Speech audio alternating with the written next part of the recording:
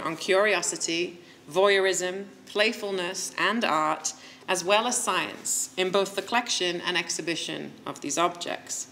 Behind the closed doors of the old medical museum, this went unacknowledged, but as museums open up to a wider audience, the question of why these objects are on display and whether the public will respond to them in an appropriate manner has become a perennial concern for museum stakeholders. Indeed, medical museums display a wide variety of approaches towards their material, and curators disagree over the best strategies for engaging with visitors.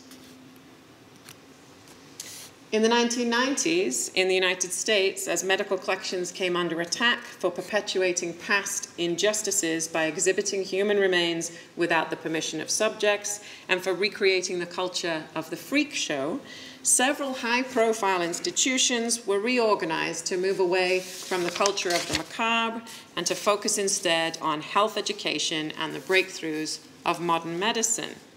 The National Museum of Health and Medicine in Washington, D.C. modernized their displays and removed many of the pathological specimens to reflect this changing sensibility.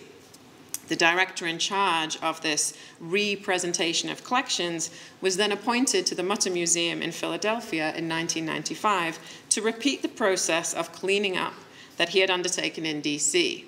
But such reforms divided museum staff as well as the general public, with many bemoaning the loss of some of the most fascinating elements of traditional exhibits.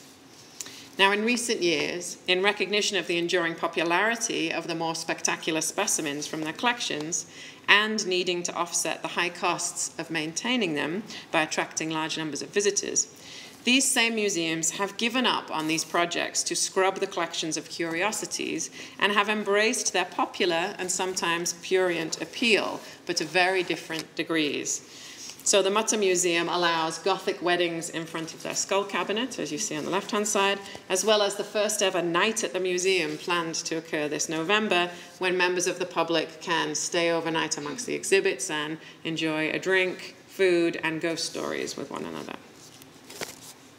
Now, the Mutter Museum gets away with such activities in part because its display style harks back to the 19th century, and as such, it can be seen as a museum of a museum. This strategy of contextualizing historic collections by redisplaying them in traditional ways can also be seen here in the Netherlands in the newly renovated Museum Vrolijk, and this is an image from that collection in Amsterdam.